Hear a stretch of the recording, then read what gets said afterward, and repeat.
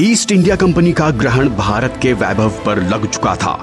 फिरंगी सरकार एक एक करके देसी रियासतों को तेजी से हड़पती जा रही थी।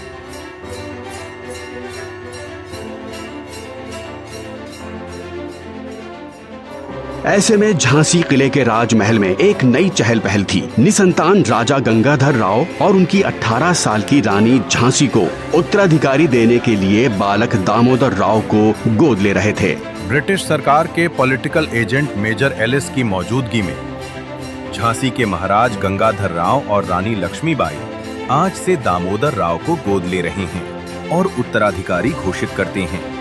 महाराज गंगाधर राव की जय, महारानी लक्ष्मीबाई की जय।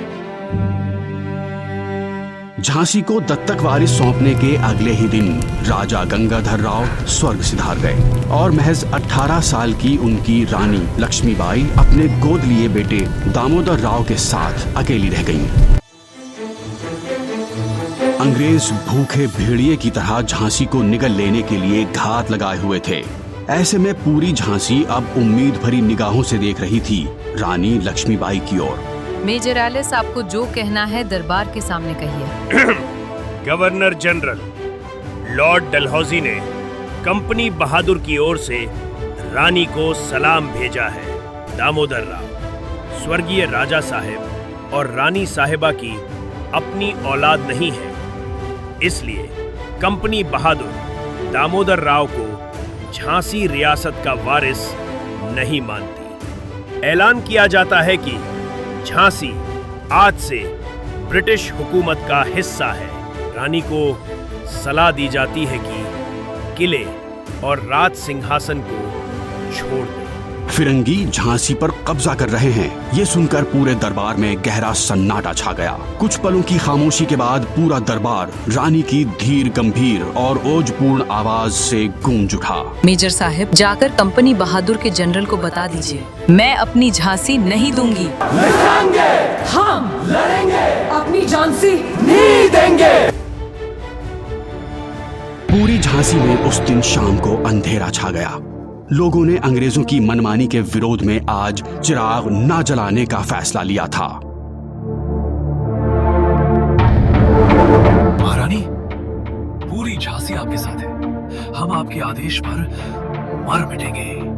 मैंने इस फैसले का विरोध करने का निर्णय लिया है। हमारे पास सेना है और झांसी के लोग मेरे साथ हैं। मैं उनका नेतृत्व कर अंग्रेजों से जंग लड़ूंगी। हो सकता है कि हम हार जाएं, लेकिन इतिहास हमें कायर नहीं कहेगा, वो हमारी गाथा गाएगा।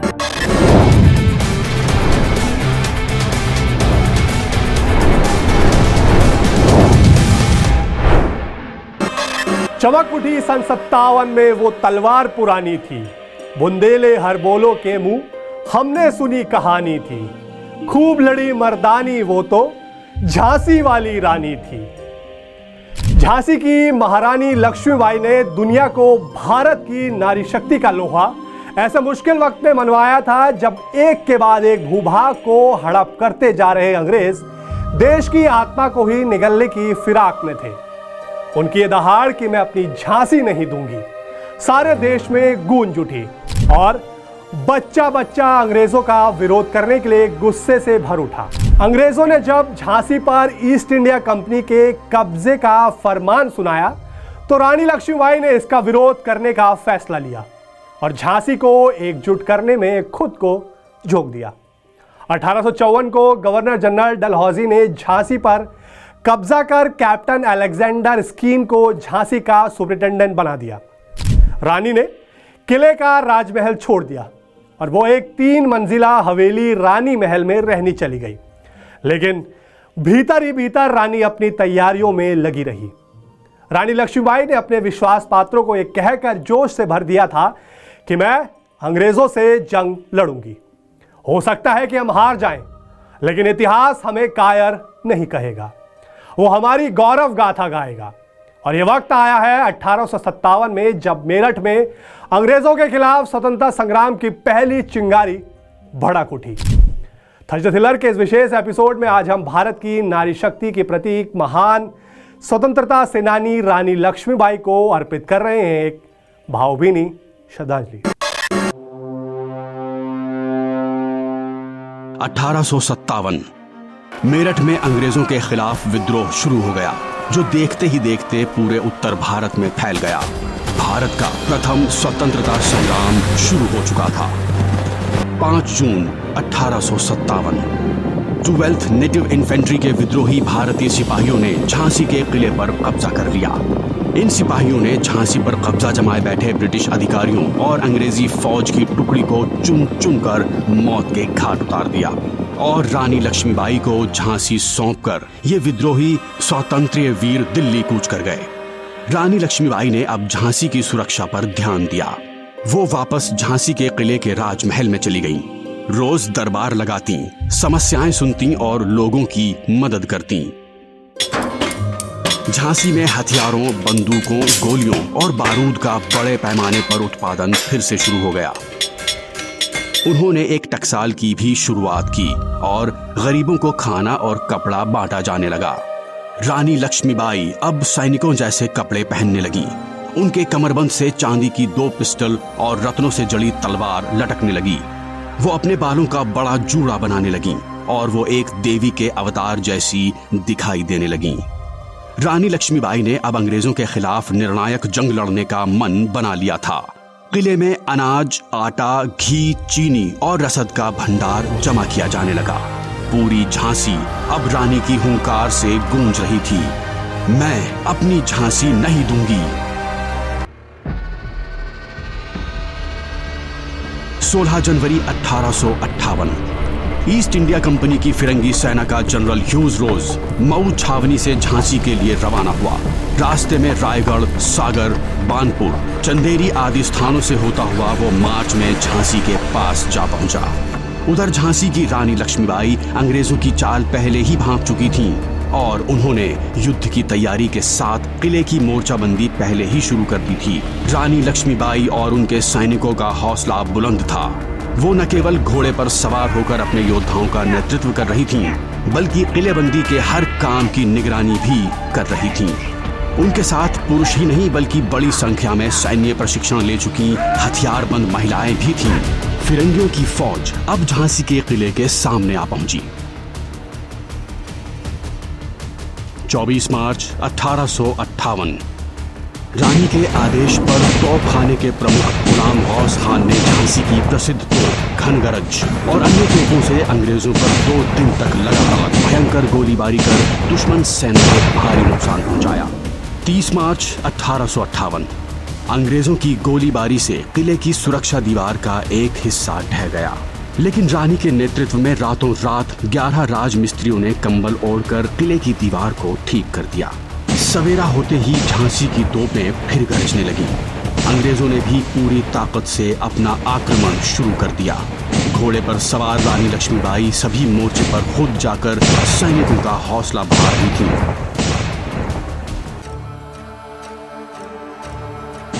3 अप्रैल 1858 झांसी की स्थिति कमजोर होने लगी।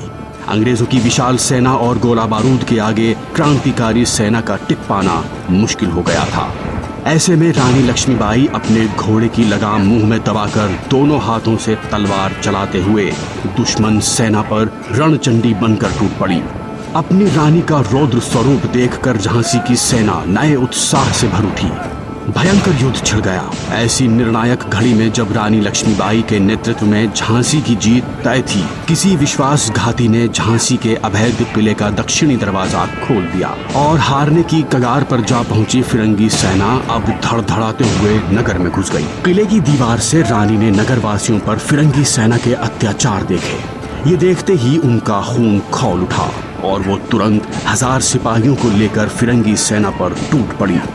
अब तलवारों और बंदूकों की लड़ाई शुरू हो चुकी थी।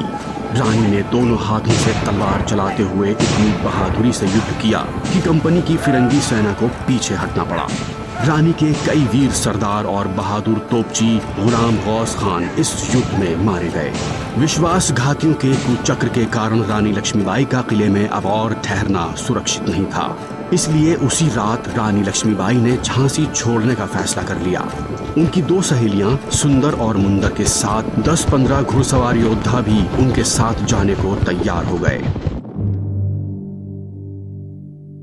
रात के समय रानी ने अपनी पीठ पर दत्तक पुत्र दामोदर राव को बांधा और किले की दीवार से कूद पड़ी। उनका प्यारा सफेद घोड़ा तैयार था।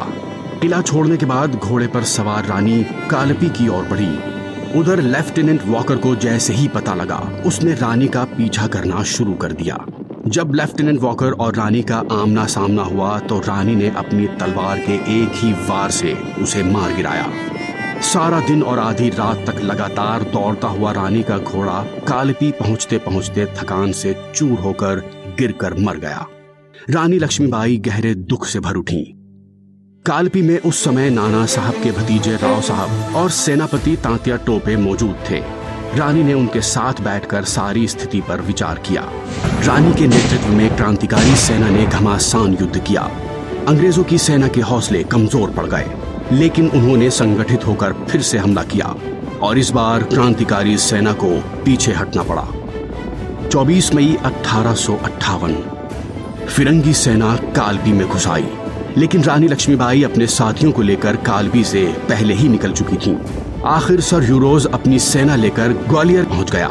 क्रांतिकारी सेना तैयार नहीं थी, फिर भी तांत्या टोपे ने आगे बढ़कर मुकाबला किया, लेकिन क्रांतिकारी सेना हार गई। 17 जून 1858 रानी लक्ष्मीबाई और जनरल स्मिथ के बीच घमासान युद्ध हुआ। इतिहासकार लिखते हैं कि उस दिन सुबह से शाम तक रानी लक्ष्मीबाई घोड़े पर सवार होकर लगाम को मुंह में दबाकर दोनों हाथों से तलवार चलाते हुए युद्ध भूमि में अद्भुत वीरता के साथ लड़ती रहीं। 18 जून 1858 जनरल स्मिथ और ज्यादा सेना लेकर फिर से ग्वालियर के पूर्वी इलाके में आ पहुंचा। इस बार जनरल स्मिथ के साथ सर यूरोज भी था। एक अंग्रेज प्रत्यक्षदर्शी ने लिखा है कि रानी लक्ष्मीबाई तुरंत युद्ध भूमि में पहुंच गईं।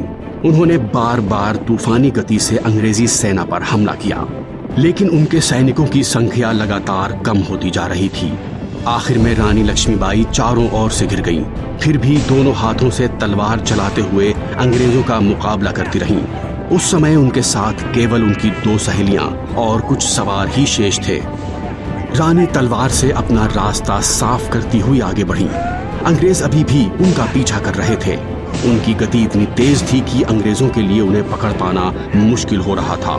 अचानक रानी को अपने बाएं सीने में हल्का सा दर्द महसूस हुआ, जैसे किसी सांप ने उन्हें काट लिया हो।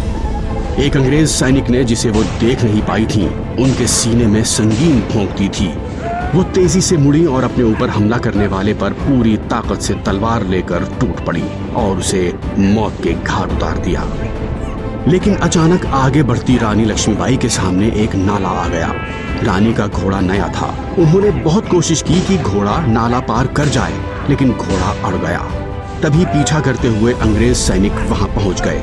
एक अंग्रेज सैनिक ने पीछे से रानी के सिर पर वार किया। सिर का दाहिना भाग गंभीर रूप से घायल हो गया। फिर भी रानी ने अपनी तलवार के एक ही वार से उस फिरंगी सैनिक को मार गिराया। तभी एक और वार हुआ और रानी खून से लथपथ हो गई। गिरते गिरते भी उन्होंने उस अंग्रेज सैनिक को मार डाला। तब तक रानी लक्ष्मीबाई के वफादार सेवक वहां पहुंच चुके थे। वे घायल रानी को उठाकर पास ही एक साधु की कुटिया में ले गए, ताकि उनका शरीर अंग्रेजों के हाथ ना लगे। उन्होंने कुटिया को आग लगा दी। उस चिता में रानी लक्ष्मीबाई पंच तत्वों में विलीन हो गईं, लेकिन उनके शौर्य और बलिदान की गाथा हमेशा हमेशा के लिए अमर हो गई। रानी की मौत के 19 साल बाद गुरुदेव रविंद्रनाथ टैगोर ने लक्ष्मीबाई पर झांसी रानी शीर्षक से एक लेख लिखा। इसमें गुरुदेव ने लिखा, रानी युवा थीं, 20 साल से कुछ साल ऊपर थीं, सुंदर थीं, शक्तिशाली थीं और सबसे बढ़कर इरादे की पक्की थीं। स्वतंत्र वीर विनायक दामोदर सावरकर ने अपनी किताब इंडियन वॉर ऑफ इंडिपेंडेंस 1857 में लिखा था, रानी ने अपनी जान देकर अपने उद्देश्य को हासिल किया था। उन्होंने अपने लोगों को जिस तरह संगठित किया था, ऐसी क्षमता पुरुषों में भी नहीं पाई जाती। 1943 में नेताजी सुभाष चंद्र बोस ने आजाद हिंद फौज की एक रेजिमेंट का नाम झांसी की रानी रेजिमेंट रखा था।